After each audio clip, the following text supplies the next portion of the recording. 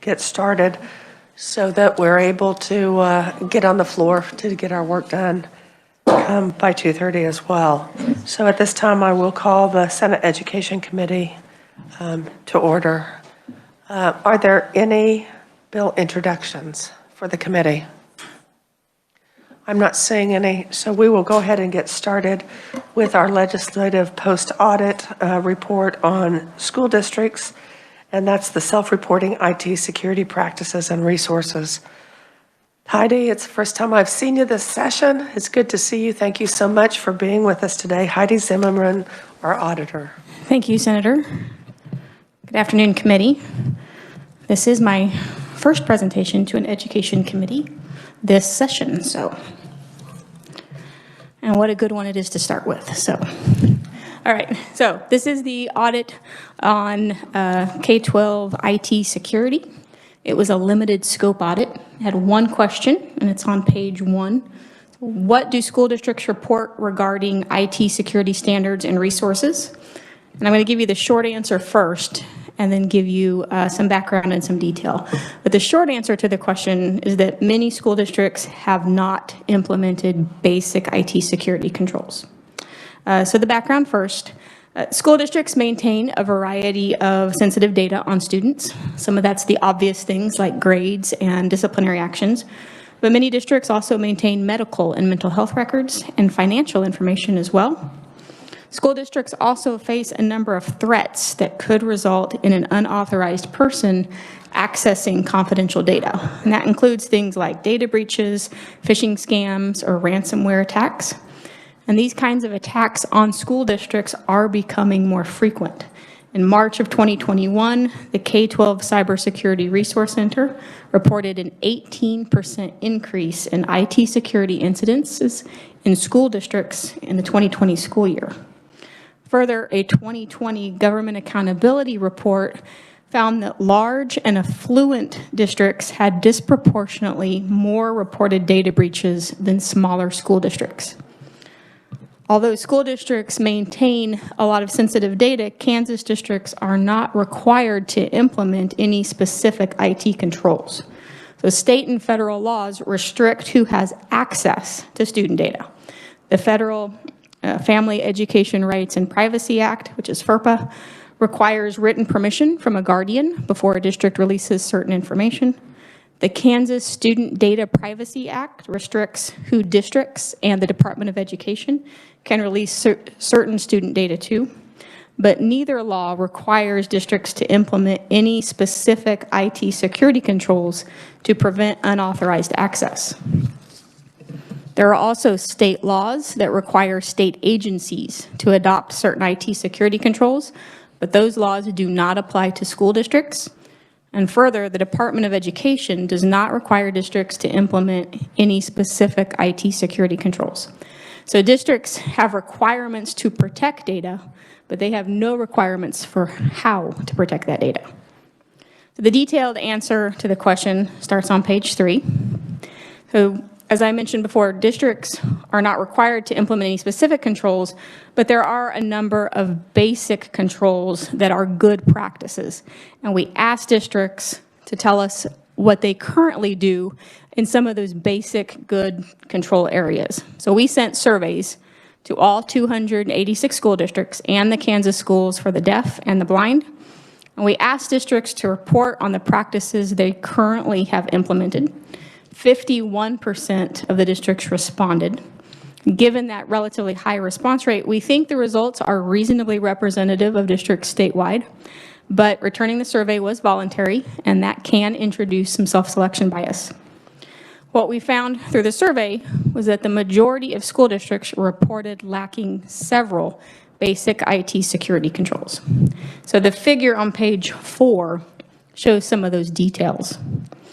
58% of the districts do not require security awareness training for their staff at any time. Standards suggest that staff should attend security awareness training when they're hired, and then again annually. 59% of districts do not require confidential data to be encrypted when sending it out of their network. All confidential data should be encrypted every time it leaves the network. 65% of the districts do not scan their computer systems for vulnerabilities as often as they should. That included 35% of districts that reported never scanning their computer networks. Standards suggest that organizations scan their networks at least monthly. 69% do not have incident response plans. Without a plan, the risks are greater that an organization does not recognize or respond to a security incident quickly or effectively. Further, we found that small school districts, so districts with fewer than 500 kids, lag behind the large districts in implementing security control. So a large district has more than 3,000 students. 67% of small districts reported having antivirus installed on all of the district's computers. In contrast, 80% of the large districts did. 33% of small districts reported scanning computers at least monthly. In comparison, though, 55% of the large districts did so. We also asked districts to rate the significance of various barriers to implementing adequate IT security controls, and that figure's on page 5. It shows the details. As you can see in that figure, staff-related issues were the most significant barriers. About half of the districts reported that their ability to hire sufficient IT staff or to pay them competitively were significant barriers.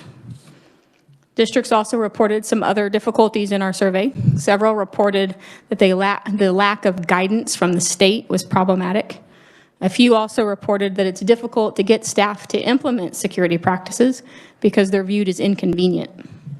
We also interviewed several stakeholders, including the Department of Education, a service center, a private company that provides IT services to districts, and 4 school districts.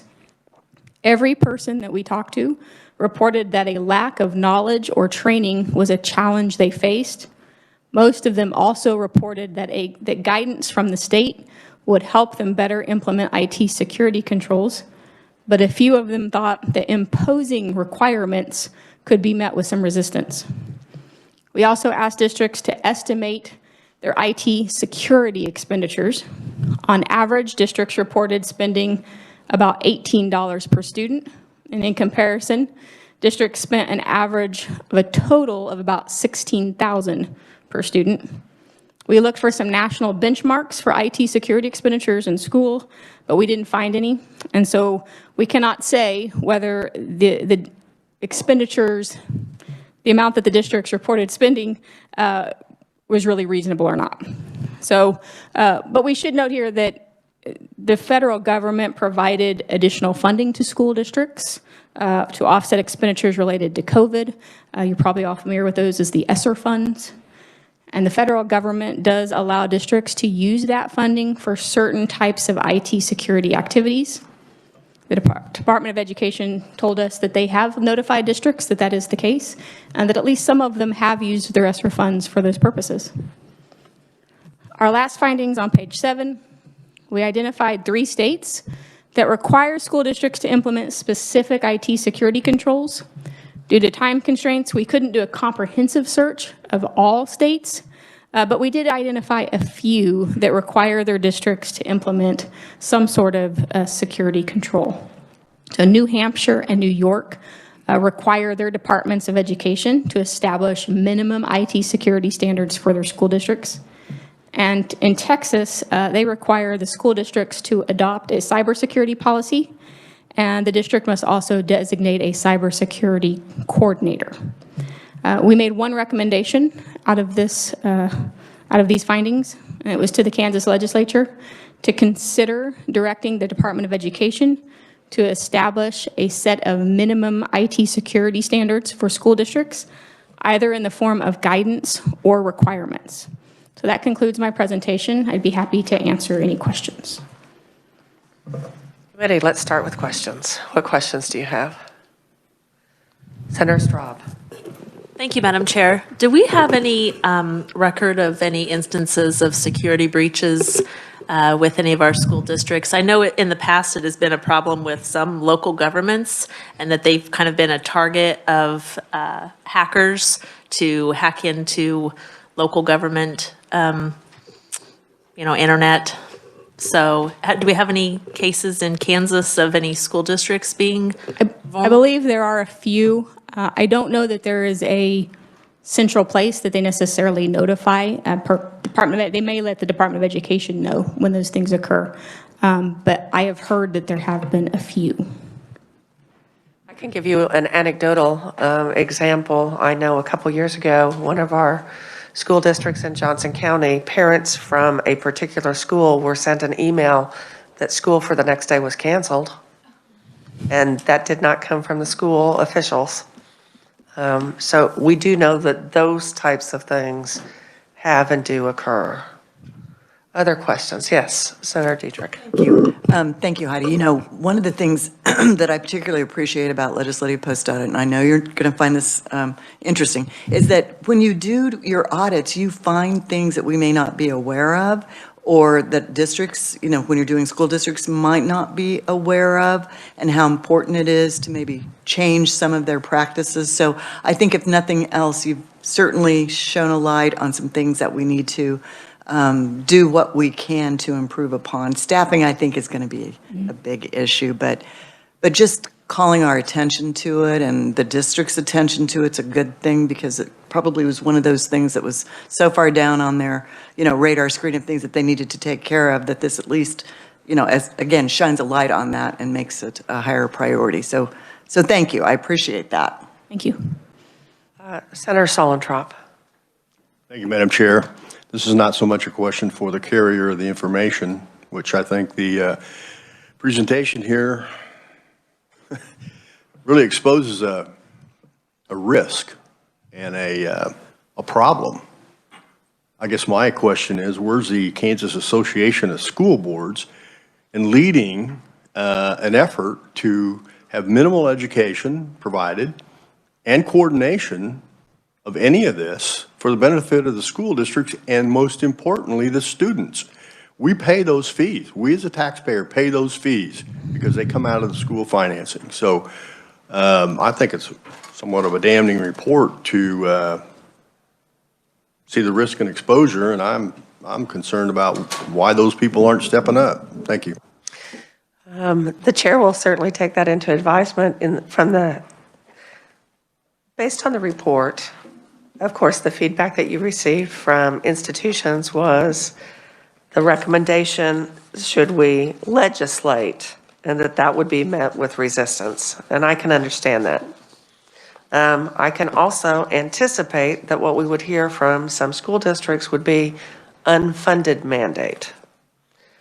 But the interesting thing is, particularly, I think, within our state, if we simply look at the massive, horrendous breaches that occurred in just one of our agencies, the Department of Labor, that should have been a wake-up call to pretty much everyone that IT security is particularly crucial. And when we think of school districts that have entered into contracts with community mental health centers where they are providing services to students, and that we might now be looking at having mental health as well as the physical health files and folders of students being housed on school computers, I think that makes that confidential information even more at risk. So I think that we as a committee need to look at, do we want to ask our revisor to work on drafting a bill, or do we want to have a follow-up hearing where we have representation from the State Board of Education, from Kansas Association of School Boards? And let me just say, I'm going to add, it's not just the school boards, they're elected citizens, but USA. So where is the Superintendent's Association? Because they are the administrator at the apex of every district, and their responsibility is safety and security. Safety and security of the kids, safety and security of all of the documents that have to do with the children that are in that district, as well as the education of. So I think there's a whole lot of ownership on this particular issue. I'm going to pause there, but I do want the committee to think about, do we want to move forward with legislation? Or do you want me to set up a hearing where those groups are going to come in and we're going to talk about what that action plan is going to be? Because every single day that passes that we do nothing, that is what is often referred to in healthcare as managed neglect. I'm just going to focus on one thing and I'm going to ignore all of the other symptoms or problems, even though I know they may be out there. And now that we have this legislative post-audit, to ignore and do nothing other than to say, thank you for your report, we don't want there to be resistance, would be managed neglect. Yes, absolutely, Senator. Madam Chairman, I would suggest the incremental approach that you've outlined by having others in here to testify so that we can further determine what is needed, what minimum standards they themselves may feel like they could accomplish without legislation. And if they're not adequate, or we feel like there's a need to do more, we can do so, but I don't want this to be sounding like an unfunded mandate, because this is stuff that they should be doing on their own. Thank you. And I think particularly since we know that the ESSER funds are available, but oftentimes there needs to be very specific direct guidance to take those steps to move forward. On the one hand, I'm tickled that 51%, so just over half of our districts responded, but it also is troubling that that means just under half of our districts didn't take the time to respond. So we're going to go to Senator Gossage, and then I assume we have a few more questions. Nope. She's going to, let me just say that cinnamon roll looks delicious. Right. One, you addressed my issue. Two, forgive me because I had to go directly to redistricting. Have had no lunch, so I appreciate my staff bringing me a cinnamon roll. You have a great staff. Cindy, take note. just having a little fun there. Other questions? Yes, Senator Dietrich. Not a question. I just agree with Senator Solentrop. I think that's a great interim step. And plus, this report's been out there, so maybe districts have had a chance to respond to it internally, and we can hear what they've done. So I think I like that. Thank you. Okay. The audit did come out in October, so it has been out for a few months. I can say I met with a group of school district IT directors not long after it was released, and I think there were maybe around 30 districts represented in that room, and they were taking it seriously. They were listening, they asked questions. They're thinking through what they need to do. I can tell you that money did come up and that they felt they didn't have the funding to do some of these things. But they heard it and they were taking it seriously. Any other questions? We may need you to come back. I did have one quick question. So do you circle back with any of the districts that didn't respond to find out? Did they just not have someone that could complete the survey? Or do we ever find out why those districts don't respond? Is there ever a posting of the districts that didn't respond? Because I have to tell you that, quite frankly, as legislators, I would imagine we'd be a little concerned if they were districts that are in our Senate districts that didn't respond.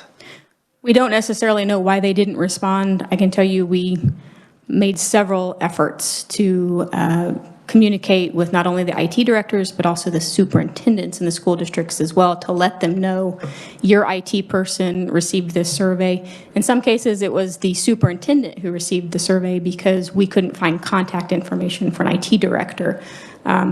We made several efforts, but as to why half of them didn't, we couldn't say. We do have a list of who responded, which districts, not necessarily not what people responded, but a list of what districts did and did not respond. Senator Gossage.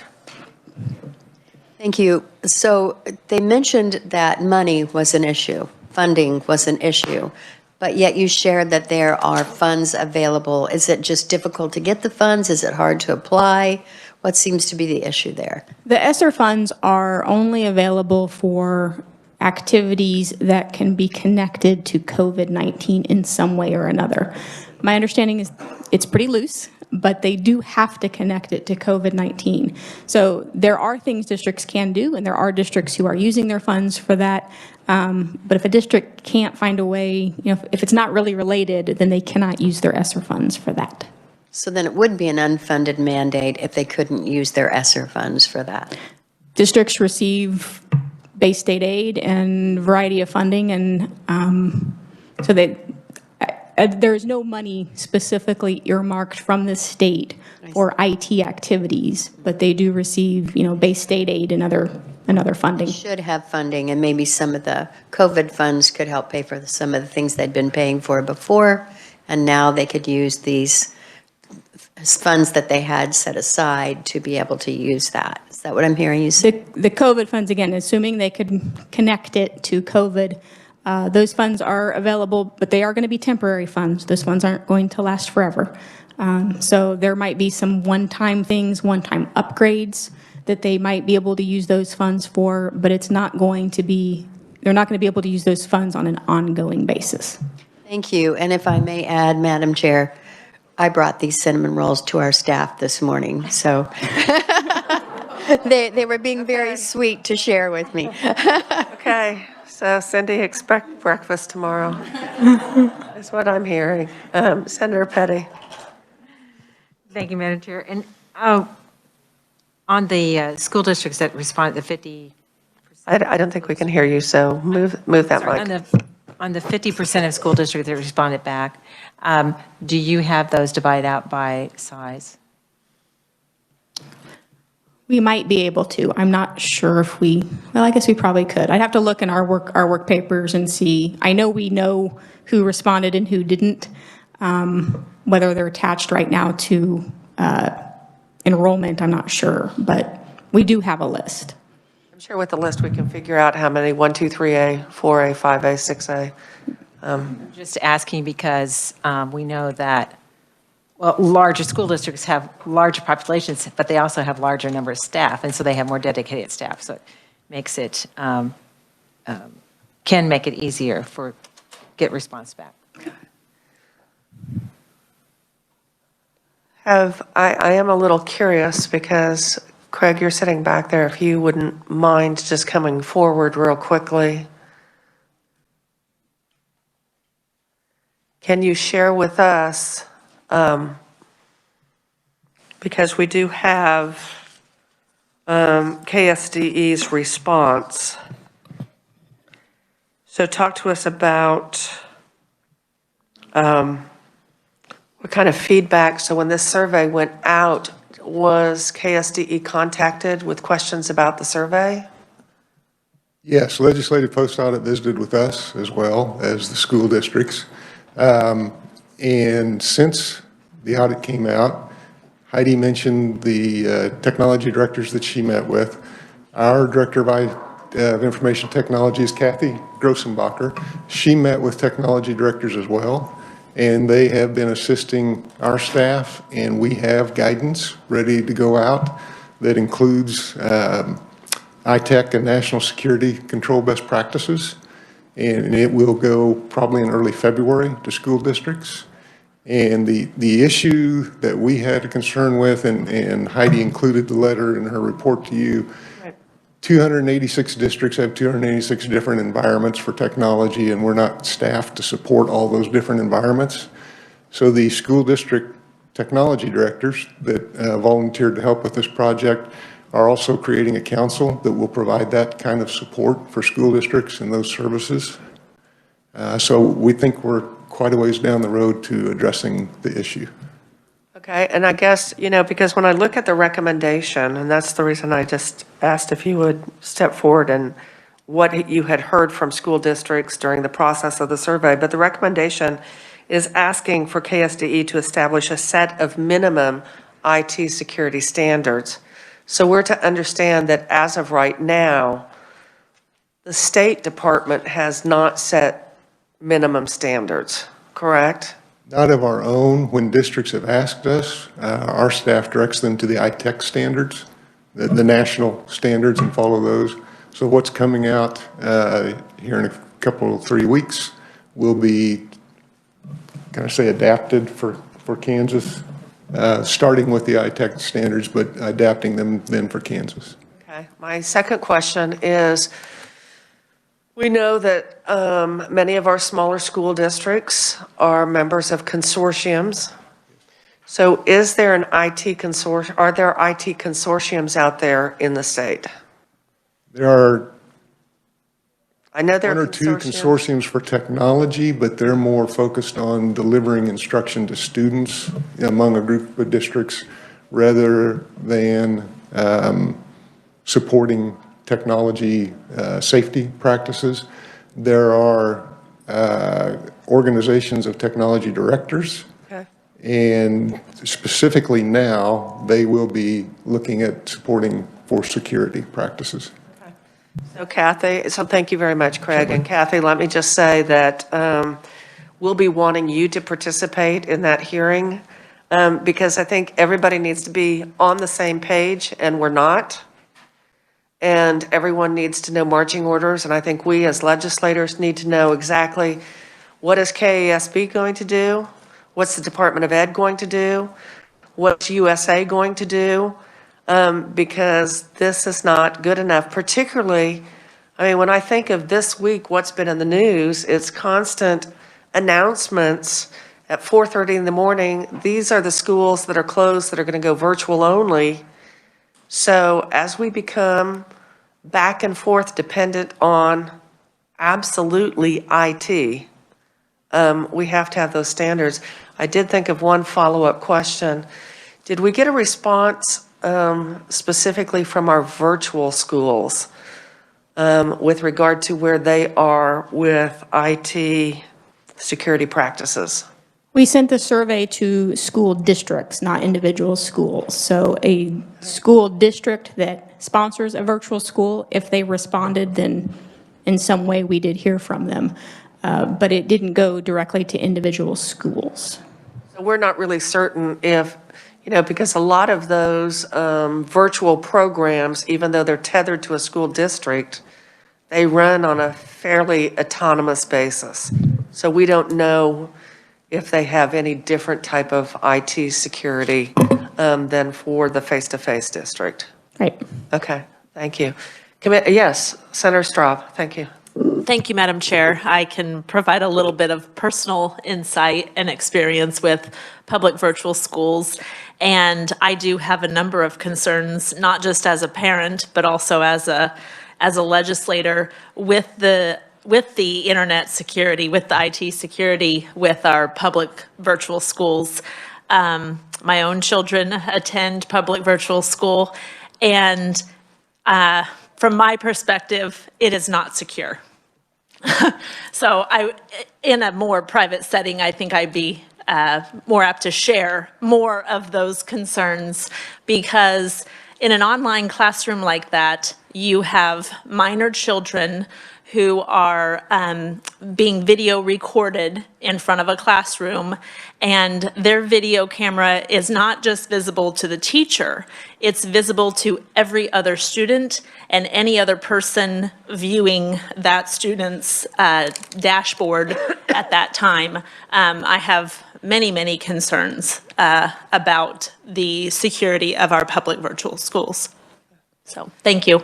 Yep, and I appreciate that comment. I think what it really does illustrate, though, is how broad that issue is, particularly as face-to-face schools have flipped back and forth to virtual only. It only broadens and exacerbates those security issues that, just some of them that you mentioned. So Heidi, like I said, we will let you know when we come back, circle back on this, because we may need you back for some clarification. That would be fine. Wonderful, thank you so much. Thank you. This time we will close that portion of our meeting today, and we are going to move on to a virtual presentation. How apropos, a virtual presentation on maintenance of effort, and we have Adam Profit, our Director for the Division of Budget. Adam, thank you for being with us today. Thank you very much, Madam Chair. Appreciate the opportunity to be in front of you today, albeit virtually. And apologies, I did plan to attend in person, but with a 4-year-old who is sick and can't go to daycare, I thought this might be better. So thank you for the flexibility. I appreciate that. You should have in front of you my testimony. I'll put the committee at ease here. It is a 26-page document, but only the first 10 pages are my written remarks. The balance of that document is simply information that I've submitted to the U.S. Department of Education as we try to get this maintenance of effort waiver approved. I won't read from my testimony there, but I'll just instead, if it's okay with the chair, kind of go through a timeline of events and let the committee know where we are and what we can expect. So bottom line up front, we have yet to receive any indication from the Department of Education as to whether or not they intend to approve our waiver of maintenance of effort or not. We are not alone in that. There are 12 states and territories that have submitted maintenance of effort waiver requests. The earliest, I think, was submitted in May of 2021, all the way up through just a few weeks ago from some of the other states. None of the 12 of those states have received any approval or denial as it's posted on USDE's website. So if I can take the committee back, if you don't mind, to the genesis of this issue. With the CARES Act, there was one set of financial thresholds that we must meet for K-12 funding and education funding for the state to be able to receive the entirety of our federal funds. When HR 133 and the ARPA Act were passed, they switched to the way that they measured state support for K-12 and for higher education. So in short, we're missing our maintenance of effort requirements for higher education. The problem is that, again, under ARPA, when they switch the way that this is measured, if you're missing your maintenance of effort on either higher education or K-12 for state support, the federal funding for both higher education and K-12 is at risk of being recouped at the end of the year. So that's why we're trying to get a waiver approved by the Department of Education. The way they measure it is a percent of state support, total state support, that is dedicated to higher education or K-12.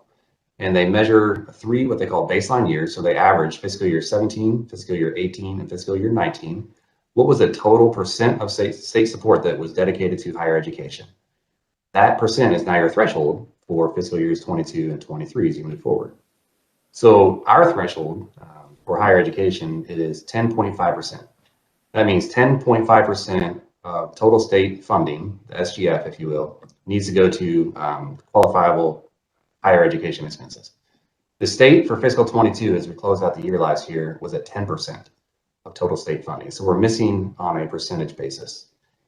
It's key to note, though, and this is really important as we move through it, that if you look at it on a dollar basis, if you just say, what's our total dollar support for higher education relative to those baseline reporting years, we've actually increased our support of higher education by $111 million versus those baseline years. So clearly the state is still supporting higher education. There's a lot more funding going there in fiscal 22 versus those baseline years, but it's just the percent of total state support that we're missing on, and that's the key to this whole thing. Additionally, if you look at... Can you pause for just a second? Does anyone have any questions at this point? We're all following? Okay, thank you. All right, thank you, Madam Chair. Appreciate that. I have a tendency to just get rolling. So one other measure that is key here, and it's kind of buried about in the middle of the data there, is that if you look at the funding per FTE or per pupil student in higher education, we've increased that by about 30% for fiscal 22 versus the baseline reporting years. So it's just another arrow, if you will, in our quiver of showing that we are dedicated to supporting higher education and K-12 in the state of Kansas. So in terms of a timeline of what we've been through and where we go from here, we submitted our waiver to Department of Education on September 15th. That's when we sent the email and the first round of documentation and supporting materials. They confirmed receipt immediately. They had a few follow-up questions, so they scheduled a call with us, us being Division of Budget, on October 5th. So on October 5th, myself and some of my staff hopped on a call with U.S. Department of Education staff and answered all the questions that they had, just some real technical questions. And some of what we discussed, they discovered they thought would help our case even more, so they asked us to submit supplemental information. So we pulled that information together and we submitted that on October 14th. They confirmed receipt the next day on October 15th, saying we've received this thank you.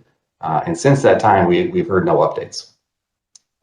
I've sent them a couple of emails asking if they need additional information, if they would like another phone call. if there's anything that they're looking at in particular. And the response has been consistently, we have everything we need. We have no further requests at this time. We'll let you know when we're ready to move forward.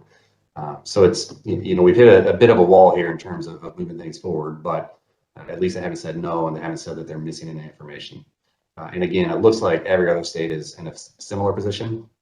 They have a website where they post all of the waiver requests. And again, there are 12 states that have submitted waiver applications for fiscal 21, fiscal 22, fiscal 23, higher education, K-12, you name it. People are asking for it, and they have yet to approve any of those. I'm hopeful that with the information that we provided, we have a clear path to approval. And if I might point your attention to the very last page of that 26-page book that I gave you. What that is I took straight from their FAQs, which is guidance that they sent all the states on how to move forward with waiver requests. And FAQ number 8, in bold, at the very top of the page, it should say enclosure G, and then a couple lines down it says FAQ 8. It says, what factors might the Secretary of Education, consider in deciding whether to grant a state's MOE waiver request?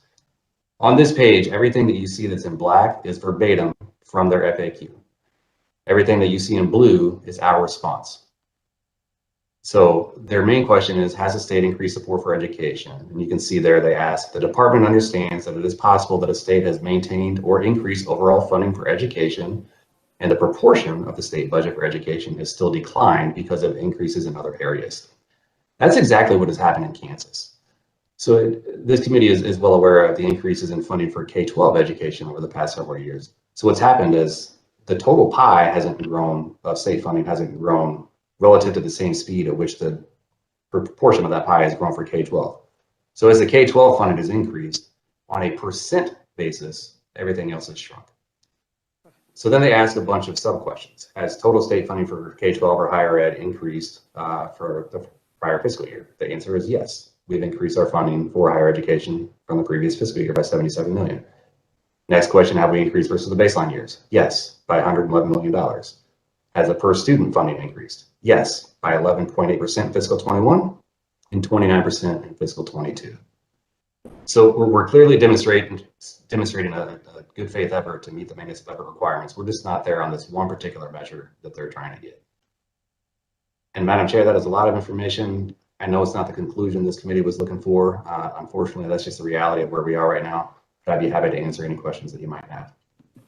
Adam, could you start by, with regard to the MOE requirement? So at what point did the state recognize that the MOE obligation was there? Was that prior to receiving these federal funds or after receiving these federal funds? Madam Chair, that's a very good question. It was absolutely after receiving the federal funds. Well, it was kind of in the process of. So again, there was one measurement under the CARES Act, which was passed in March of 2020. As HR 133 and ARPA were passed, they changed the measurement. The guidance that came out of states that said that if you miss either K-12 or higher education, then both federal funding are at risk. That wasn't released until, I think it was April 20th of 2021. So well after ARPA was passed, and certainly well after we started receiving federal funds.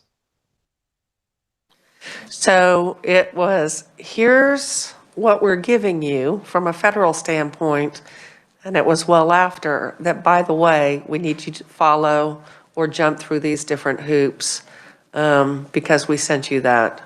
So there is a little bit of there's that lag as far as what those requirements were after we received the funds. Okay, so questions committee. Everybody gets it? So, Senator Petty. I'll say I get it, but what the heck? There will be a quiz. Adam and I worked on this. I'm sure you did. So Adam, just to reiterate, so what they're looking at is what we actually appropriated in 17 and 18 and 19. Is that correct? Yes, Senator, those are the baseline reporting years, if you will. So they look at that as your baseline, that you must maintain support consistent with the level of support you provided during those years. And so then we are providing evidence of maintenance of effort for what we did then in 21. So in fiscal 21, we're clear. We have no problems there. It's fiscal 22 that becomes an issue. And again, those baseline years, the average state support dedicated towards higher education was 10.5% of total state funding. For fiscal 22, where the final budget bill landed, was 10% of total state funding dedicated to higher education. But again, if you look at just dollars versus dollars, we've increased the dollar funding by $111 million versus that baseline reporting period. Thank you. Okay, and Adam, talk to us a little bit about that per FTE that's gone up. But some of that, in fact, the reason the per FTE has gone up is because our enrollment in higher ed has gone down while our spending has not gone down.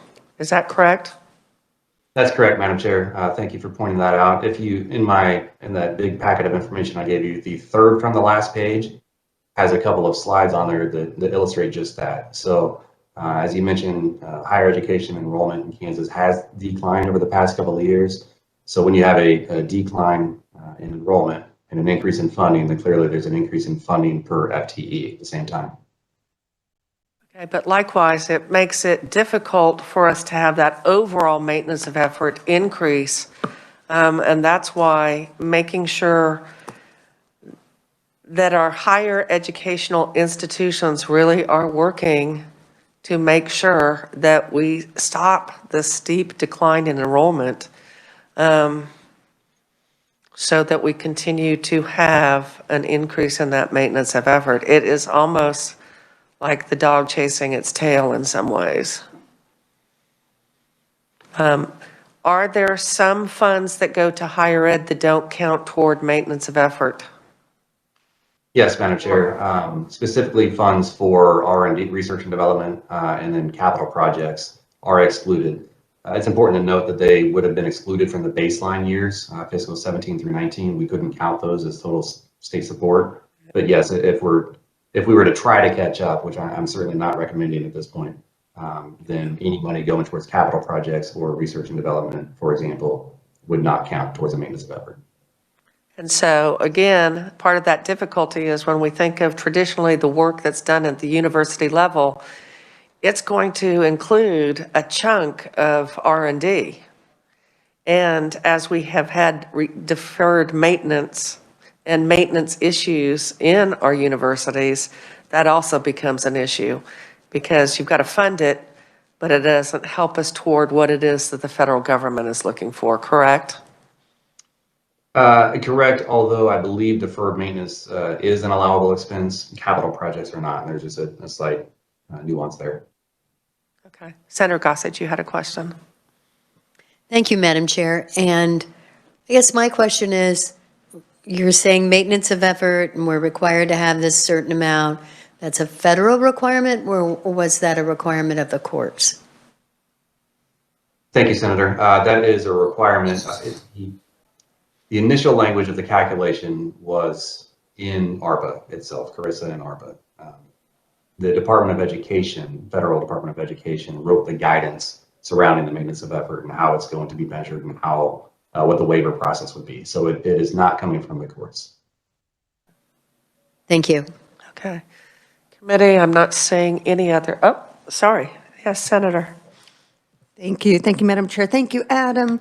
As I'm going through this document on page 23,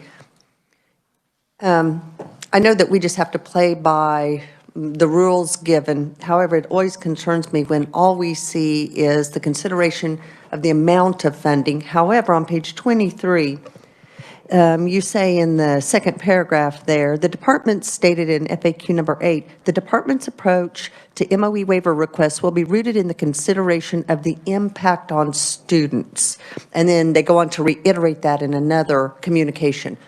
Impact on students, can you elaborate on the criteria, what that impact, what kind of impact are they talking about there? Thank you for the question, Senator. Unfortunately, I don't know exactly what the department was thinking when they wrote that. I would agree with you that it's rather vague. I wanted to make sure that I highlighted what their criteria would be in that letter, because as we pointed out a couple of times, right, the total dollar funding has increased while enrollment has declined. Therefore, the dollars per pupil, in my estimation, is a good measuring stick of, is that a positive impact on students or not? Are we making higher education more affordable and more accessible to more Kansans? And with a higher level of funding per pupil, I would contend that that would be a positive impact on the students. I'm not sure how one would defend an argument to the contrary. So the bottom line is MOE is all about amount of funding. Doesn't take into consideration, when they talk about impact on student as to the efficiency or effectiveness of how those funds are used. Is that a fair statement? It's fair with the caveat again that for fiscal 22 and beyond, it's not necessarily even the dollar amount. It's the percent of the total state funding. Yeah. Correct. Okay. Thank you. Thank you very much. Thank you, Madam Chair. Yes, and Adam, last year we passed the Promise Scholarship Bill, and we had hearings yesterday and the day before with regard to the Promise Scholarship. So the $10 million that was set aside, that would go toward essentially the MOE spending. But if we don't spend the 10 million, what's left in that balance does need to go toward some type of educational component in higher ed for the 10 million to be considered as a whole. Is that correct? I believe that is correct, Madam Chair. I'm a bit rusty on all the nuances of the guidance, so I'd have to go back to read it and follow up with you if that's okay. But I believe that to be a true statement. I mean, you can't just budget it. It actually has to be expended during the fiscal year, correct? I want to go back and see if it needs to be expended or encumbered before I commit to an answer. Okay. It's a slight difference, but yes, and that's, if I can be really candid with this committee, that's where some of my frustration comes in is, as you guys are well aware, you're on a compressed time frame to finalize the budget for fiscal 22 and even tighter time frame to spend the money in fiscal 22. So I'd like to make sure we get an answer from USDE in short order. Okay. The budget that the governor came out with, so in the booklet, there really wasn't much mention specifically about MOE as far as some of her initiatives that actually were tethered to higher education institutions. Is there a reason that that really wasn't highlighted as this spending would go toward MOE or anything like that? Thank you, Madam Chair. No reason that it wasn't highlighted other than an initial review of the funding for higher education in fiscal 23 and the governor's budget recommendation indicates that we should be fine on MOE for fiscal year 23. If all of those provisions end up in the final budget bill, we should be well ahead of the 10.5%. Okay, and I guess the last $1 million question is, what happens if our waiver isn't approved? Well, so there are a host of answers, to be honest with you. But the greatest risk, in my estimation, is that the federal funds, again, for both higher education and K-12 education, could potentially be recouped by the feds. And it's not limited necessarily to the amount by which we miss. The feds, if they really wanted to drop a stick, could take the entirety of the funding back. I certainly wouldn't expect them to do that, but on paper, that risk exists. So what's the worst case scenario as far as the amount that would be taken back? I don't have it handy. I think it starts with a B, billion. Okay. That would be a follow-up. If you could please get us that with regard to how they're tethered. So what would the amount be for higher ed and what would the amount be for K through 12? Certainly, I can do that. Okay, thank you very much. Committee, I'm not seeing any further questions. Adam, I do appreciate you being here and sharing this because MOE is a phrase we're going to keep hearing. Waiting to find out whether a waiver is approved or not is something we all need to be paying attention to. And I assume you're going to let us know as soon as you find out something. Madam Chair, you will be among the first that I call. Okay, I will have my cell phone charged, waiting for that. But no, thank you so much, and I hope your child, is it your son? Yeah, yes. Yeah. Hope he gets to feeling better. So thank you so much. Committee, I appreciate your time, your attention today. Monday, we will be getting right back at it as far as working on that Promise Act trailer bill. So committee adjourned.